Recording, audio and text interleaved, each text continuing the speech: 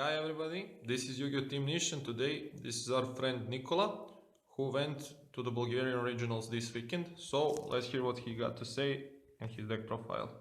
Hi, so last Saturday I went to Bulgarian Sofia Regionals. There were 82 people and I played Altergeist. I went 5 and 2. I played against 3 Thunder Dragons, 2 Sky Striker Orcas, 1 Guru Control, and 1 Grand Madru OTK.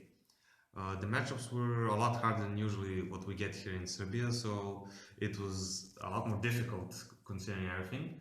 But it was super nice, very nice people over there, and the tournament was really well organized. So let's get to the deck profile. First of all, we have 3 Marionetter, 3 Melsic, 2 Silquitus, 1 Conquery, and of course 1 Multifaker. That's the core. Yeah, this is the standard Altergeist package. Nothing much changes here. Some people prefer to play 2 Conquery, but I don't think that's really correct. This is usually kind of win more or a stall card. You just want cards that advance your game state on your normal summon. Then for the non-Altergeist monsters, played 3 Ash, the standard hand trap, and something I really liked, most people don't play this in Altergeist, was Skullmeister. This format was really strong, especially since I played against 2 Sky Striker Orcas. It stopped a lot of stuff from them, most importantly Hard Horror. It's just technically an additional Ash against them, but most importantly, when they go into the Masquerena board, if they know what you're playing of course, they will go into the Trisbana and just banish all your back row in the end phase. So we have this to stop it. Usually it's a Skeleton or a Gizmek. It's really important to stop that. Yeah, sure.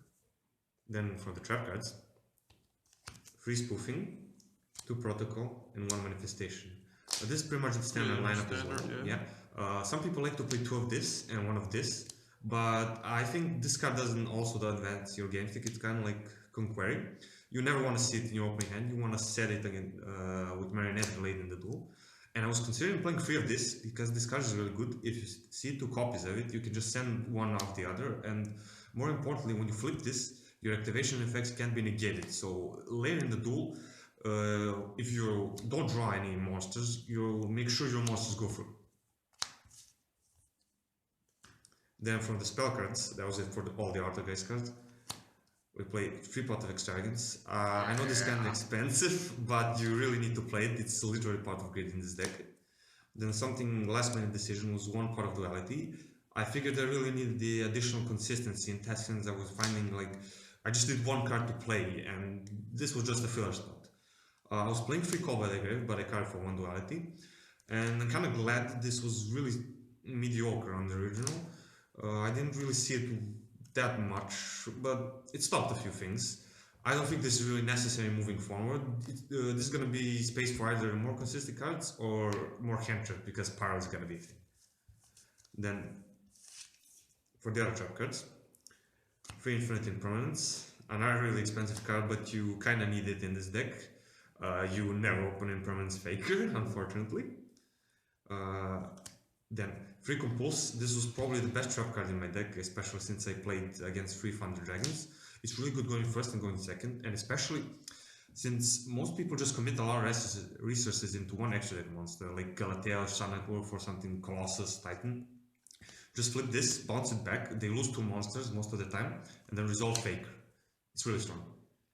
Then Strike.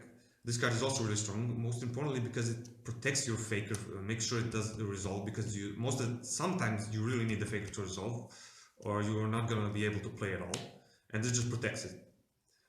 Then Free Judgment. This is mostly for evenly and stuff like Twister.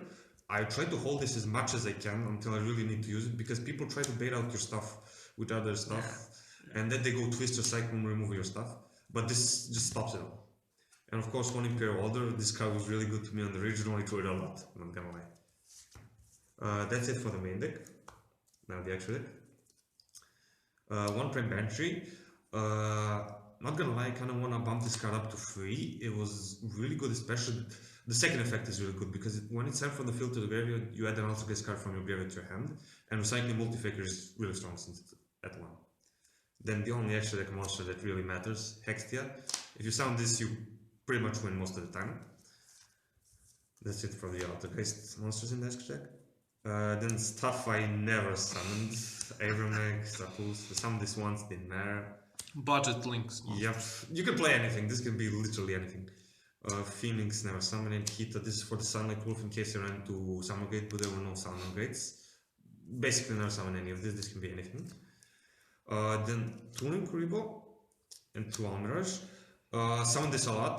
This is honestly better than this because the attack effect is really relevant when you get attacked, especially with stuff like big monsters that can just run over your monsters. Protect this is really strong. It doesn't protect your circuitous. That's the most important part. This very niche. Probably just for Sanguine, even though I don't play it. Just for Circuitous, in case you really break and you draw Circuitous manifestation. And one random Dweller, because double Marionetter can just come up once in a blue moon when you need to stop stuff like Orcus and Summon. Then the side deck. The best and worst card in my side deck. It was the best because it literally wins every one of my matchups except Guru, and it was the worst because I decided in game 2 and 3 copies of it every time. Didn't see it once the entire tournament. Never once did I draw this. Then the best card in my side deck, Lancia. This card was ridiculous because I played against 3 Thunders and Sky Orcust and Grand Marjo, of course.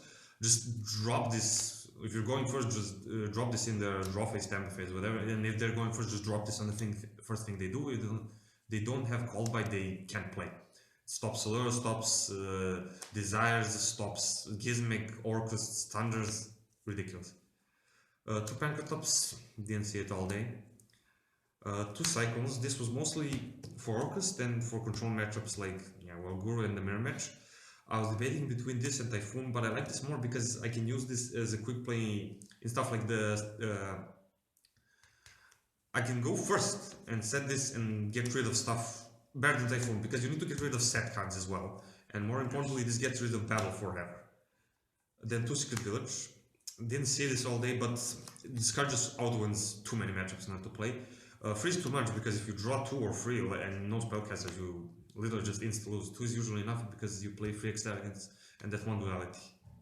And then 3 Evenly, also a card I didn't really see all day, but you kind of need to play it. It's a trap, triggers multi-faker, gets rid of a lot of stuff, mostly True Draco, man. Just for True Draco. You just make them go first and create a card, you draw this off your million draw cards and they don't have judgment, otherwise you literally can't play.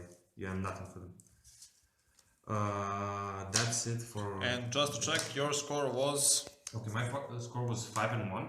I lost, I was the only X2 player that topped. I lost against the first place and the third place guy, 2-1, they won 2-1. It was really tough. And of course you won this playmat. Yeah, the most kind of playmat. One more thing I'd like to say.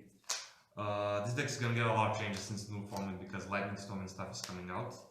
And a few shoutouts. So one important shoutout, Mishic, that's your promised shoutout. He lent a lot of cards to us. Meet the man behind the camera, Mishko, Team Nish, the man. Hopefully we get locals back soon. Vukashin and Damian for coming along with me to the trip. It was super fun and thanks a lot for them for keeping me company, which they talked to. And shout out to everyone else in Nish, Brocky too, you know who you are. Thanks for the deck profile, and I think this deck is really strong in the upcoming formats. I hope you learned a few things.